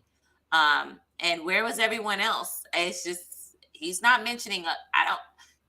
It kind of seems like he's kind of protecting other people by not mentioning other people. He's only mentioning, if you notice, if I'm telling a story about somebody that passed away, I'm mentioning everybody that's in that story. I'm telling where everybody was at that time while I'm rubbing her head. Everybody else was doing this. Did he Where say is what his everyone? relationship was to, like, what his relation was to the other people? Yeah, they were all his friends. It was his birthday trip, apparently. Um, So that's why he okay. was like, it's I didn't even have fun for my birthday. You know, Mm. he said he didn't even have fun. They said Winter called the dog. That's a lie. They're sticking up. He didn't call. So apparently he didn't call. But it's just like, if you're trying to prove your innocence, right? If you're trying to, Winter called the girl who allegedly broke her neck called. It was this one girl who, I guess she was the one who called the police. I mean, not the police, but the doctor, and they were insistent that they do not bring her into the hospital, that they keep her there at the villa. Mm. Like, it's like they're trying. I guess, if you did get in a fight and somebody's hurt, you're probably not going to want them to go to the hospital because you want them to be in a controlled environment where you're hearing what's being said, so you can be there to kind of like dismiss anything or allegations that's being made to you. It's just a really odd situation, because if that is the case and he wasn't the one to call, who told him that she had alcohol poisoning? Why is he not mentioning other people? Because when you talk to people, Nelson, um, and you're counseling them or you're in a therapy session and they're talking about a traumatic event, do they just only talk about themselves, or they talk about everyone else that was also involved in that incident? Well, that part is different for different people, because different people recall traumatic events in like vast different ways. Some people forget every last bit of information. There's gaps inside the memory. Some people um, recall everything down to certain smells, down to who was sitting in what in what pose. So it can be, that part can be different. But it seems like, honestly, as a whole for them, it seems like all of them were there. They decided to get their story straight, and he's trying to kind of ease himself out of the liability part. Even if he was the person or wasn't the person who made the phone call, it doesn't matter if they were all there. So you're not gonna get off the hook just because you called somebody to come and check them out. At that point, you're all guilty, because there was a fight in the room. She got hurt, and maybe none of them are qualified to assess how she is, and they think she might have just, maybe she thinks she just passed out or something, and then after a certain amount of time where she's still not responding, and now you're starting to get worried, like, all right, well, we got to come up with something and call a doctor so we can just say this happened. Like, Yeah. it just sounds like it's playing out in that way. Wow. Okay, I'm gonna play some more of this because I think that's when he talks about her being found slumped over. Okay, let me put myself on mute. My ID. Is my signature on here? That's my password. Anyway, I don't know. My signature not on there. What's somewhere in there? But I didn't sign it. And the only reason why my name was on there because you had to have your name on the list to get past the gate. If your name wasn't on the list, they would not let you up to your villa. So they signed my name, they printed my name, and signed my name, which is not my signature or my print. That's the only reason why I'm on that list. That's the reason why I don't have a phone number there. That's the reason why there's not my fucking shit on there. That's the reason why I'm the last one on there. Like, come on, bro. I gotta make shit make sense, bro. Do your own research. Stop listening to that bozo. Like, come on, bro. I was really tripping, bro. It don't make no sense. It don't make no sense for me to keep my page public and I did something. It don't make no sense for me to keep trying to live my life and move past this and I did something. Nothing is eating me alive. I don't know. I didn't know. Nothing is killing me. Nothing is hurting me and breaking my heart. Goddamn, that I had to goddamn go hide. Because I didn't do anything. I walked into something stupid. And I really wish a flight got canceled, blew up. I don't give a fuck. Don't send me there. I don't know. I can't question God's plan, but he has a way. He has a way, and I'm telling you, I'm putting it in all of his hands. I'm not worried about nothing. You, him, or her got to say. I'll tell you that. And I'm only clearing my name one time. If you feel it's clear or it's not, that's on you. Stop commenting on my family shit, mentioning my mama and all that, bro. Y'all are weird. Because the same way I can find my info, I can find y'all. But y'all hiding behind fake pages and stuff. Like, come on, bro. Everybody's stuff on the internet, bro. Y'all got to stop. Y'all got to be smart. Everybody got families. This shit way deeper than what y'all think it is, bro. It's really way deeper than what y'all think it is. I'm just going to leave it at that, bro. Take what you want to take out of this. Like, I don't know if y'all thought me getting on Instagram and crying was to help me. I was genuinely heartbroken that I went into a house to see a friend that I knew for 9 years, unresponsive, on vacation, 2,000 miles away, in another country. It makes no sense. It makes no sense for me to come late to put myself in this predicament. It makes no sense. Why would I do going out of town to be possibly accessory or anything? That makes no sense. I'm going home. I'm a smart nigga. I have a degree. I graduated. Nigga, like, it makes no sense. I gotta put stuff together, bro. I gotta stop believing everything off the internet, bro. I could tell. Hey, told y'all not. That's not him. That's not Nazir. That's not him. He wouldn't do that. He would have stopped that. He would have told them, y'all better come on now. Get y'all fucking act together. And that's the reason why I probably didn't know. Because they knew I was on everybody's ass in there. From this, that, and that. Everybody there was feeling it. I don't care, bro. I just don't care. You don't do that on vacation. No, either party. Whatever happened from alcohol, from drinking too much, you enjoy yourself, bro. You be responsible. You be responsible in another country, in another man's place, bro. That is not our stomach grounds. Y'all know Brittany Griner stuck in Russia. You gotta make a trade. Nobody trading for us. Nobody is fucking trading for me in Mexico. Why the fuck would I want to get stuck in Mexico? Idiots. Make it make sense. That was my first time out the country. I spent money on a passport. I spent money on clothes and all that to put myself in a murder. I'm going to take my birthday extended. I just turned 25. I can tell me happy birthday if y'all want. I'm going to celebrate my life with a murder. I just turned another age. I'm happy I'm still here. Come on, bro. Y'all got to stop. Y'all gotta stop. Y'all gotta stop, but leave me alone. Y'all do all whatever y'all want to do, research over there, but just leave me and my page alone. I wasn't bothering y'all. I really wasn't bothering y'all. I was enjoying myself, my life, with my little 500 followers. Let me go back to there. Y'all niggas tripping, bro. I got my grandma stressing, my mama and them stressing. Oh yeah, we can, nigga. I got security at the house. Nigga, like, stop playing. Y'all niggas is doing too. I'm out of here, nigga.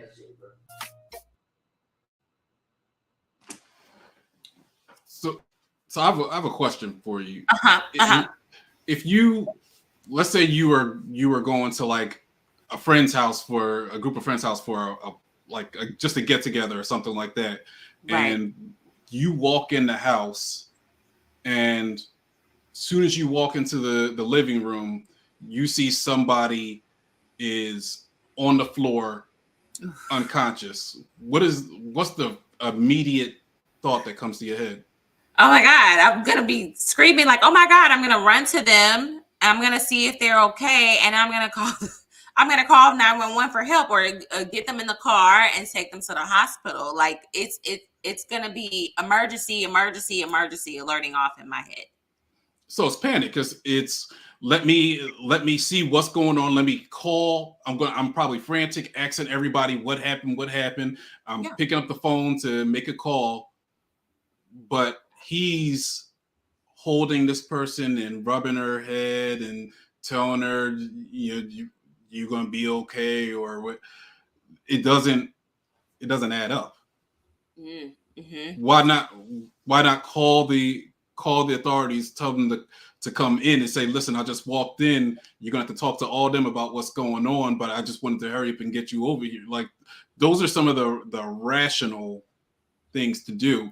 The way, because due to the fact that he is explaining things, every element of this story he's explaining as to why he is not responsible, Right. makes him seem responsible. Yeah. It made it worse. Him doing this video, actually, he was better off probably staying quiet. But I think that because he just said, I've known her for 9 years.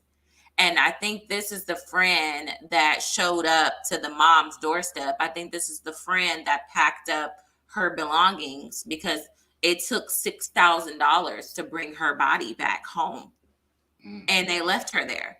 A lot of people say that was wrong for leaving her there, but it's kind of like, if you don't already have money and you took your last little money to get there, I can see why they did leave, because they don't, but contribute something or try to help out or something. No one cared enough to, but when that autopsy report came out that she had, the mother said that, like, and maybe I can find that video, but the mother was saying, when the autopsy report, actually, I think it was by TMZ, so I don't want to play it because they flag so much. But the mother was basically saying that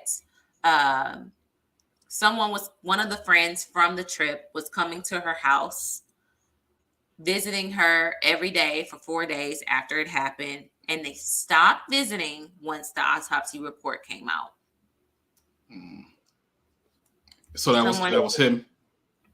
I think it was him. No, I think it's the other guy that did that, B. Taylor. At least that's what I heard. I don't know. It was one of the friends. I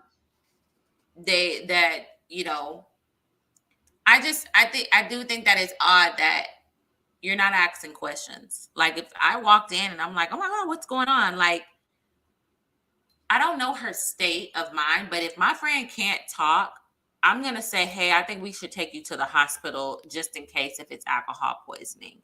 I'm not going to be like, no, we're going to stay here. I'm going to say, no, we're going to go to the hospital, because what it said in the New York Post is that the doctor was trying to, couldn't even put the IV in correctly because it was not at the hospital, right? I thought that was kind of weird, but it is Mexico, so they don't have the same like laws here than they do there. So I can't judge on like why, but they also said that one of the friends tried to give CPR. It was a little odd that the friend was giving CPR and not the doctor. I don't know. All of this is just kind of weird because, like, the story, no one's making sense. Something happened. The one friend that did come out and speak is the only person that came out to speak. So all we have is his face and his story. Why do you think that he wanted to come out first and speak? But and I think back on like when he was there, it seemed like he was like a sheep in line. Like he didn't stand up and say, "Hey, what's going on? What happened? I need to know what's going on. Why she laying here? Why she not feeling good? Why y'all acting like y'all don't care?" Because I'm just assuming if you got in a fight with this person, you're not gonna care about their well being. You're gonna be like, "Oh, whatever. I don't care. Her head probably hurt because I beat her up." You know, why did he not be a leader then, but now he's being the first to come out and say, "Hey, I'll tell you my side of the story." What is his psychological, like, what do you think his mindset is to come out and do that? I mean, that could be, so there's a bunch of different things, but it could be that the bystander effect. It could be that he went there and he was trying to, if he was truly coming in after the fact, that he was waiting for somebody to take the lead and to make the call, or may have already thought that somebody made a call and didn't find out till later. But to not take the lead then, but to come out immediately after and explain all the other reasons why you're not responsible, again, just makes it seem like now you're trying to cover your tracks. And that's really what it's given me. I don't know what hopefully the investigation will, some video somewhere will pop up or something like that, just because it even if he was the one that was visiting the mom every day for 4 days, as soon as that autopsy report came out and it said it was a spinal injury, like a severe spinal injury, that said enough to know that like everybody's implicated at that point in time. Like I'm sure nobody knew that they had broken their back or whatever, broken whatever. Out of all the fights, like, I've seen growing up, I mean, that had to be something brutal to have your neck and your spine. Do you know anything about that? Like what kind of impact that would cause for somebody's spine to be severed and their neck to be broke? Like people that I've known where their neck was broke was a car accident. The impact of a car accident. So for it to be a fight that happened. Yeah, she had to have gotten hit with something, or that person that was in that video seemed like he was kind of strong. He or she was like really strong. So if she's just pounding and pounding on her, then you could see something like that happening. But I've never heard of anything like this. No, and that's why people are kind of insinuating that they feel like it wasn't a natural born woman. It was a person that was transgender. Now Mexico, their laws are a little bit different. It is kind of in Mexico for it to be listed as homicide, it's listed as femicide until they finish the investigation. That's how Mexico does it, where it's violence against a woman for being a woman, or like, which doesn't make really much sense that she was beat up for being a woman. But I really, really hope that the investigation continues. I think with this publicity, it's pushing law enforcement hands, and it's making the US push Mexico's law enforcement hands to say, "Hey, this is one of our people, and you need to investigate this thoroughly."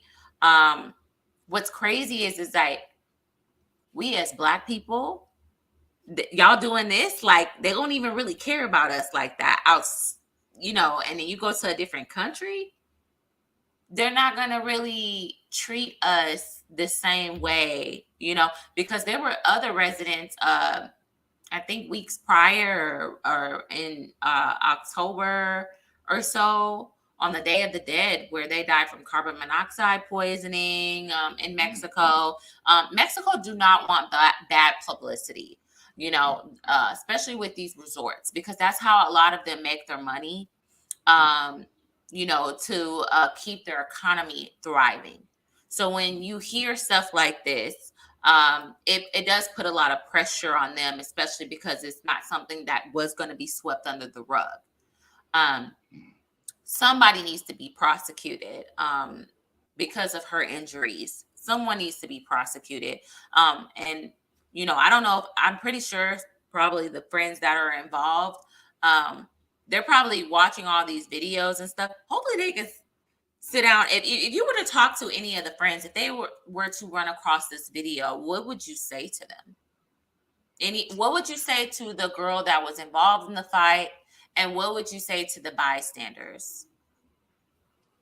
Ooh, I'd have 10 million questions. I'm not sure I would even say anything directly to them. I like just thinking as a therapist, if they were all inside the room at the time, I would want to know what everybody's state of mind was while they were there, what everybody's relationship is to one another.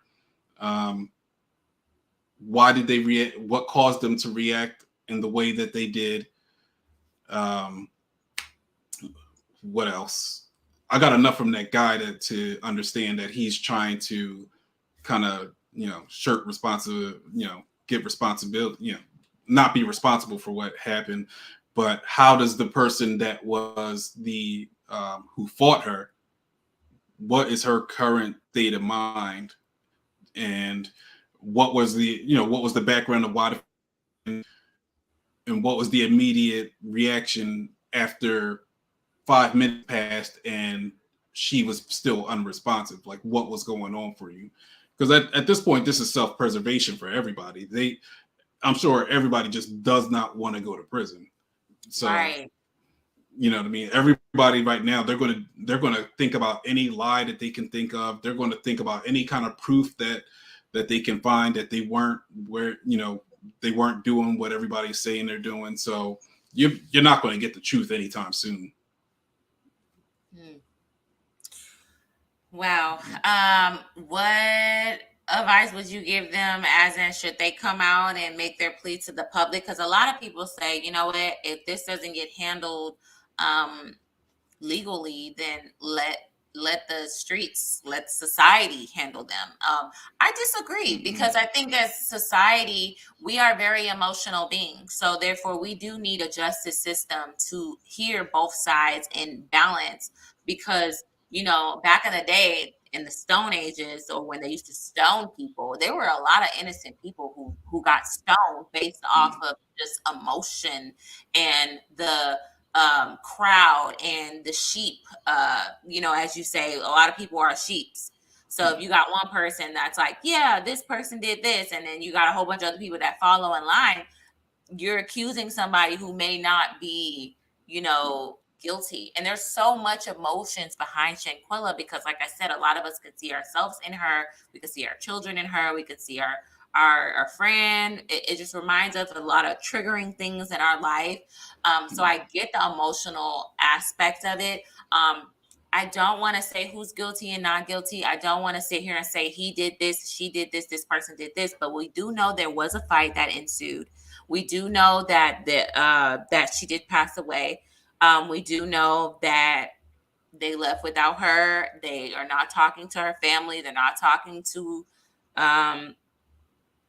her parents, which is her mother. We do know that how she died was with the she had injuries to her face, and she suffered spinal and neck injury. That we do know. So all we can do is just, I don't agree with the public, pointing fingers, because I don't know what it is with the detectives, and like, I everyone's a journalist, and I'm like, we actually got to go to school for that. There's law and ethics that you have to learn before you can start reporting certain things, and that's how a lot of people get themselves in trouble, because they're making false accusations and allegations against people. I wouldn't want to be in any one of these people's shoes. And just based off of what you said about that one guy, where you kind of even felt a little bad for him, I started to kind of feel a little bad for him too, because I'm like, if this man is not guilty and he is like panicking and he's like stumbling over his words and he's not responding the way the public wants him to respond, that's a spotlight I just can't even imagine being under, because I've been under a little bit of scrutiny, right? I can't imagine like the whole world like, hey, you did this. Y'all premeditated it. Like that's the story right now. People are saying it was premeditated before she even left the US grounds. This was something they were plotting. There was a video of her walking into the house, you know, saying, hey, y'all better get naked. Like, everybody better get naked and, you know, head to the pool. And all of them were like in a room. Kind of like, you know, people were like, they were in a room plotting against her. Hold on. Somebody said the 5:45 mark on Leah. You know what? I do want to actually play that video before we wrap up because I didn't see it. If somebody can put the link to the dinner video in the chat, they said it's Leah Gordon vid shows dinner because I could not find this video. I think it's this one. It was 2 hours ago. Let me see. It was 2 hours ago because they said the dinner was really weird. They said it was really awkward. Let's see. Hold on. Let's see. Scrolling. They said it was a really awkward dinner. Hold on. Let me see. For watching, and let's not forget to keep.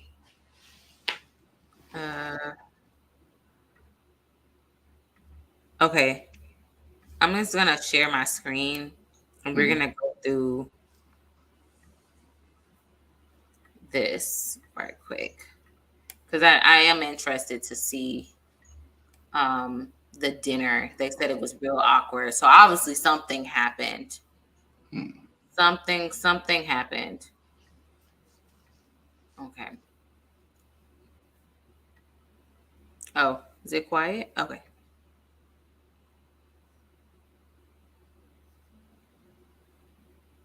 Oh, hold on. Copyright. I guess these are the friends. Oh. I think that's her. Oh, that's her story. Okay. Okay, so that's the dinner and the chef.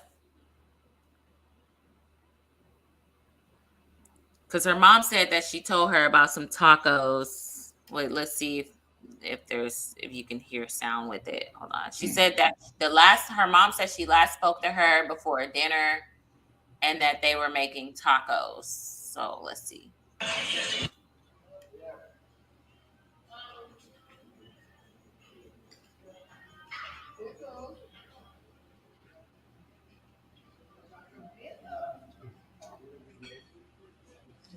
It's just us in this big ass house. That's crazy. Nobody's really talking. Okay. Down to it. Fuck those who don't do it how we do it because we used to drink motherfucking Drink.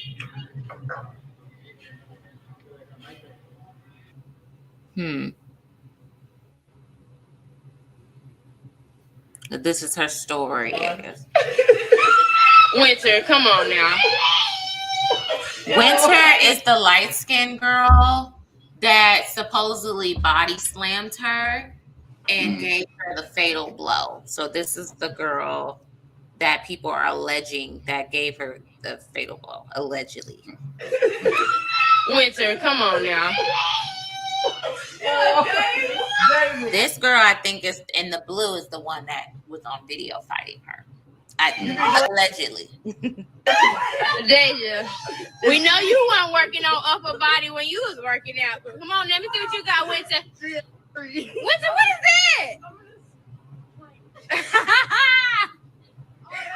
What a card, man. These people here. I don't know. Do you have any perspective on that? There's not really anything I can take out of from that one. She seems like a loud person just from those few words, but nothing that I could. You don't see any kind of tension there or anything. Yeah, Queen Sheba said they were all ignoring her, but you know what? We're gonna read into everything because of what happened. We're gonna read into everything. We don't know. It's all who knows is what happens were the people that were there, and they're not speaking. They're not saying anything. They're not I saying. mean, that's sort of a good thing. They should really, honestly, they should be silent off of social media and everything. And they should, if I was one of those people there, I would get off of all social media and write out to the best of my ability everything that happened, not giving any kind of opinion on anything, not what I think happened, everything that I remember happening as much as I could write. Because at the end of the day, that's all you're going to be able to stand on. You don't need to worry about anybody accusing you of doing anything. Write what the truth is according to you, and then once it comes time that you're getting prosecuted or investigated, then at least you have written down. You don't have to try to go off of memory or anything. This is as much as I can tell you, and then you got to let the chips fall where they may. Hope you got a good lawyer. Yep, they said that this Queen Sheba was like, nope, they wasn't talking to her. They was not talking to her. They was not addressing her. You know what? And I've been in situations where I've seen friends do that, and you could feel the vibe.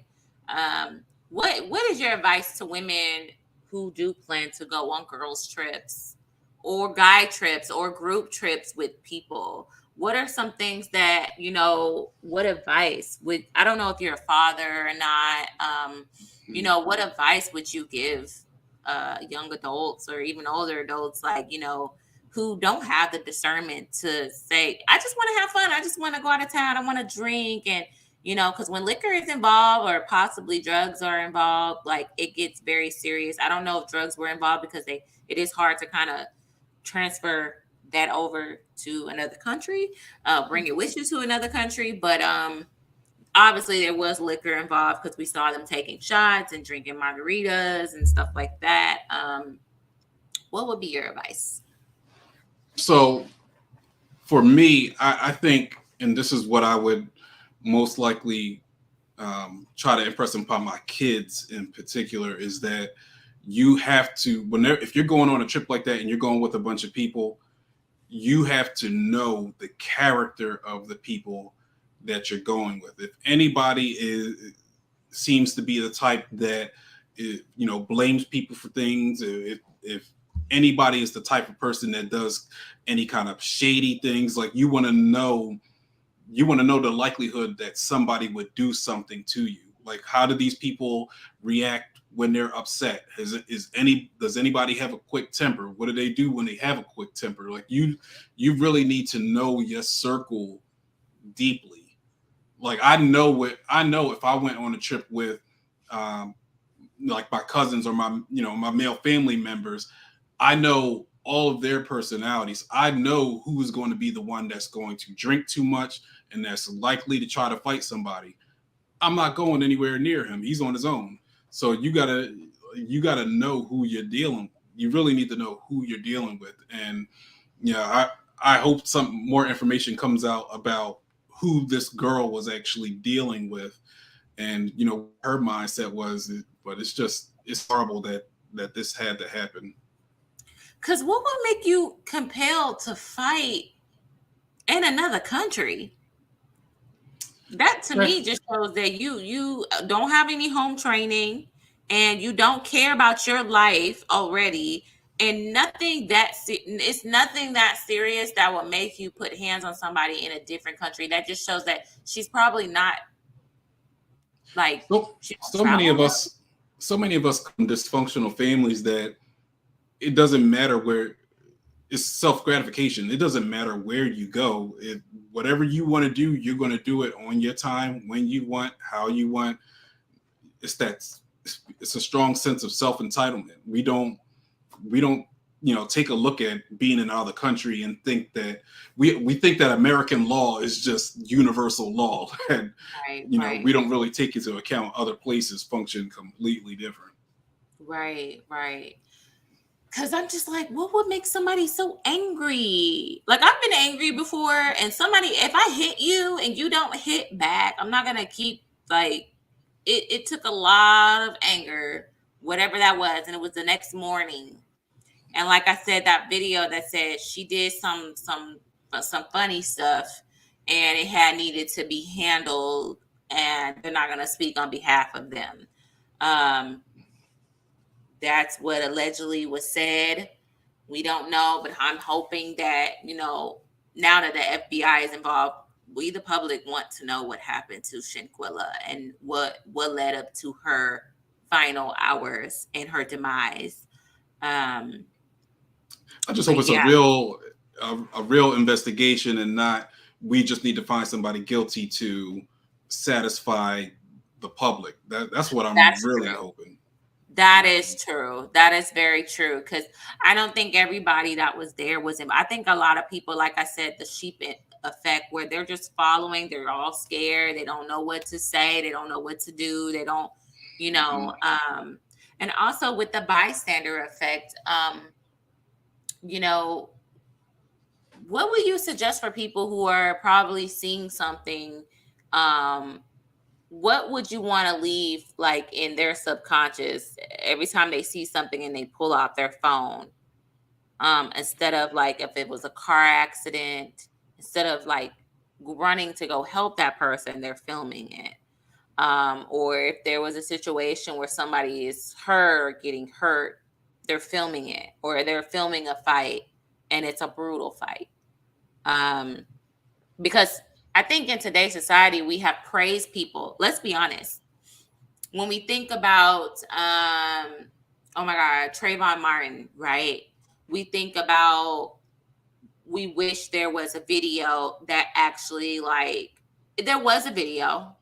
I think a lot of people forget there was a video with Trayvon Martin, but the video, the person didn't really film that much. They were kind of like all over the place. So you saw like one person that you couldn't make out who was on top of who, or what. All you heard was a gunshot, and then the person ran, and you couldn't see anymore. So, and then when you think about George Floyd, where this woman won an award for filming the incident, she won an award for a bravery. I think it was bravery, that she was brave enough to film something in the moment. So now we are rewarding people for filming.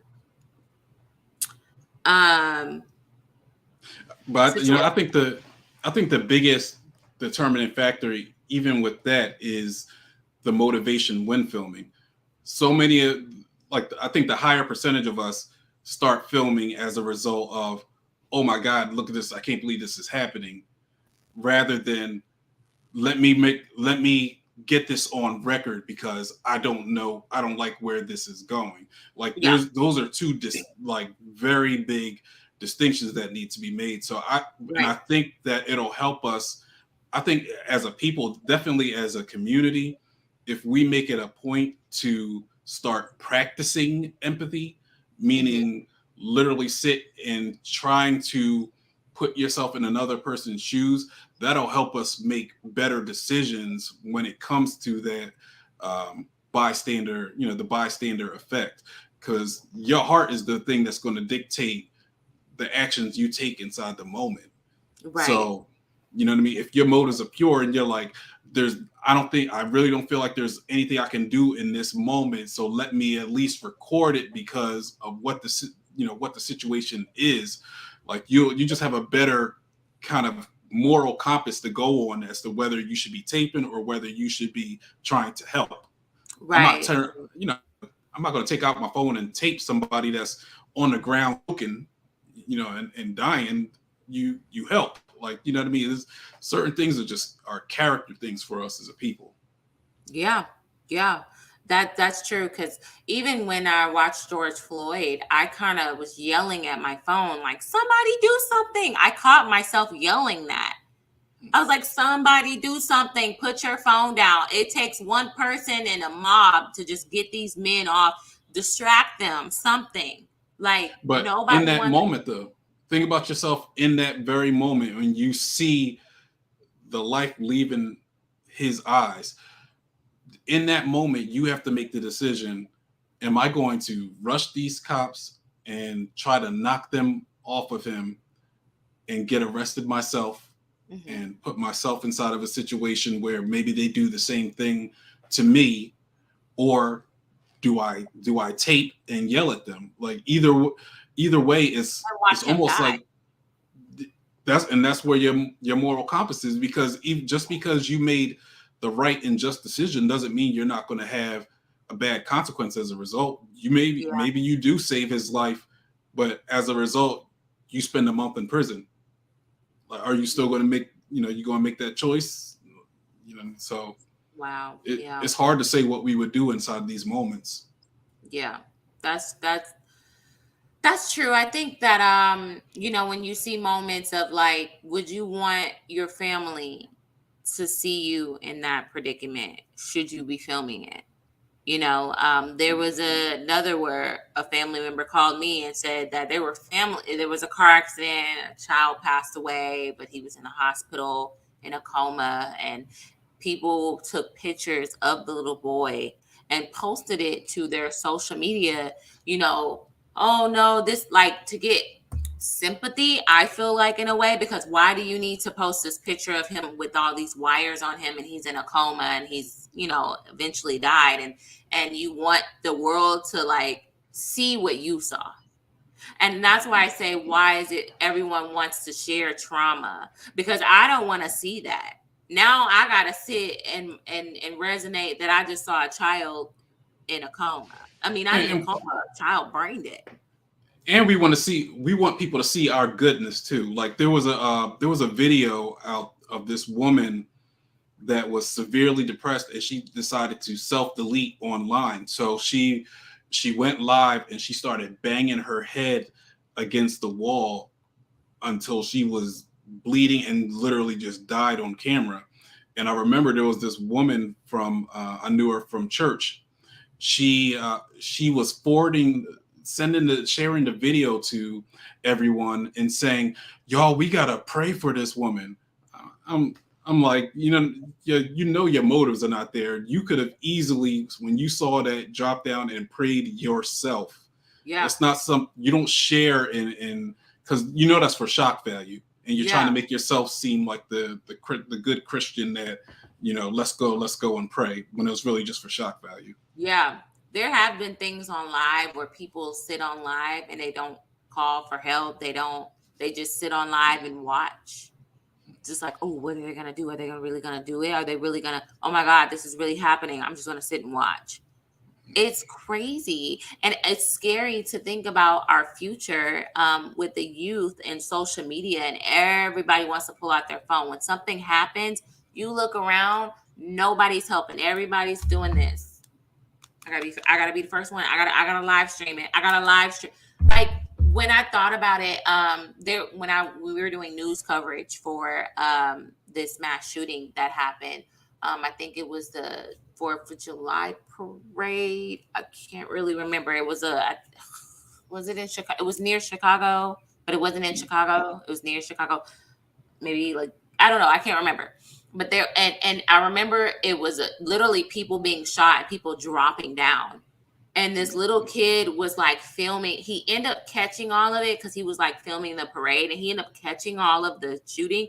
As he's running, he's like, instead of him like running to save his life, he's focused on like getting everything that's going on. And then he starts screaming, oh my God, I can't believe I got that on tape. He didn't go, oh my God, I'm alive. Oh my God, somebody's shooting. Oh my God, I'm terrified. It's, oh my God, I can't believe I got it on tape. That to me was very alarming to me. And that's where our society is headed, is apathy, is lack of empathy. Like, this is normal. What can we do as a society, as parents, to,